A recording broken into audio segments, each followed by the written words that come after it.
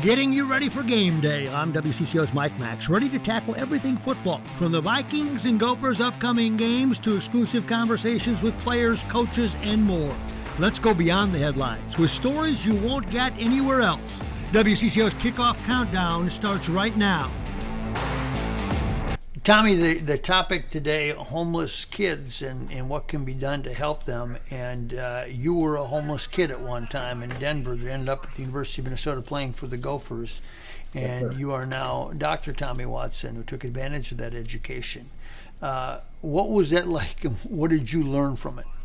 Yeah, great. Good to see you here, Maxie. One of the big challenges we're facing right now in the country is the growing number of homeless kids and how sports can really impact them as well.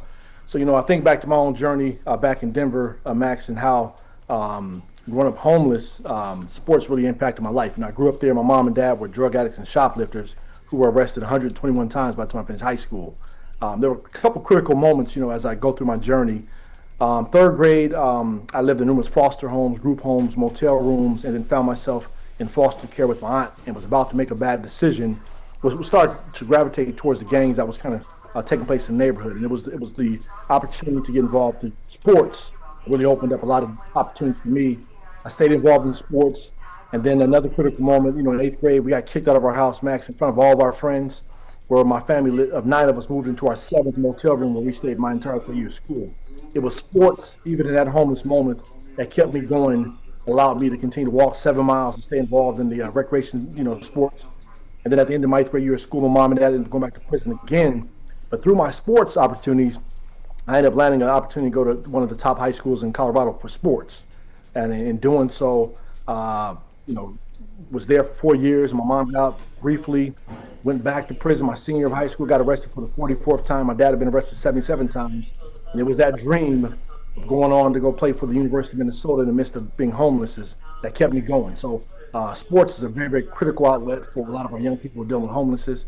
And thank God for all those coaches and educators out there who are supporting our kids in doing that. Yeah. Okay, but it seems like a tall task to be able to find, for homeless kids to find participation and for people to recognize homeless kids that might be participants. How do you go about that? Yeah, and that's another great question. In our schools right now, schools are doing a great, better job of identifying those kids right now through the McKinley-Vento process, which provides supports through the schools to support those kids who are living in motel rooms, doubled up with other families and what have you. And they have an obligation to provide services through transportation or other means. I even had to do it as a principal in Brooklyn Park. I had one of the highest numbers of homeless kids in the city, and the district rather. And we would send buses an hour away to pick up kids, providing costs for sports and other things like that. So they have mechanisms now in place to be able to make it a more friendly process to identify those kids for sure. Yeah. Tommy Watson has been, as you mentioned, an administrator and on the front lines. What do you tell teachers and coaches about trying to figure out whether somebody is homeless or fighting the odds, and maybe they're not participating in sports because there's a fee attached, because they think it's too expensive, because they know they can't afford it? What do you tell them about identifying those kids and making sure that that's not a barrier? Yeah, that's a great question, Mike. And one of the biggest things I tell educators is you have to have the relationship with the kids. If you don't know the kids, you're not going to know the circumstances. And knowing that every kid is different, when you have kids who are coming to school sometimes wearing some of the same clothing, coming to school with a stench sometimes, often coming to school who are hungry sometimes, those could be indicators that a kid may be dealing with some situational homelessness. And I'll tell those educators, to be aware that there's a McKinney-Vento program, which is a program that's nationally that is utilized to support our youth, kids through transportation, and letting those kids know that the cost of participation in sports shouldn't become a barrier. And coaches are very aware of this as well. So we want those kids to be able to participate, because sports does a couple things, Max. It gives kids a chance to build self-confidence. When you're dealing with homelessness, you live in isolation a lot of times. It gives you a chance to make those social connections, build your self-confidence, and then also be able to participate in something that gives you discipline and structure as well, because it's something that you don't really necessarily have at home. So, and consistency. So, having administrators, teachers, and coaches go the extra mile to kind of identify who those kids are, and then making sure they're being very, very deliberate about providing. What did Tommy Watson learn at the University of Minnesota that helped change his life?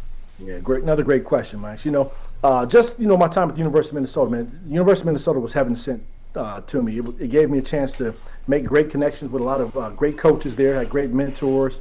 A lot of the folks there had great teammates that I'm still lifelong friends with to this day. Taught me a lot of discipline.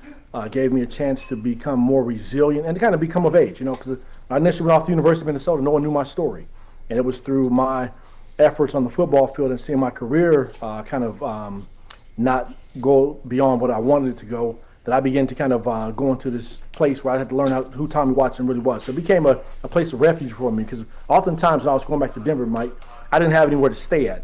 So University of Minnesota became a safe haven and became one of the most stable points of my life, that 5 years I was at the University of Minnesota. So I'm forever grateful for the University of Minnesota and what it provided for me. And hopefully we can do the same thing for a lot of other kids out there who are looking for that same opportunity. Tommy, thank you so much. Good to visit with you. Keep up the good work. You are the man. I appreciate you, Max. Good seeing you. Keep doing great work you're doing as well now.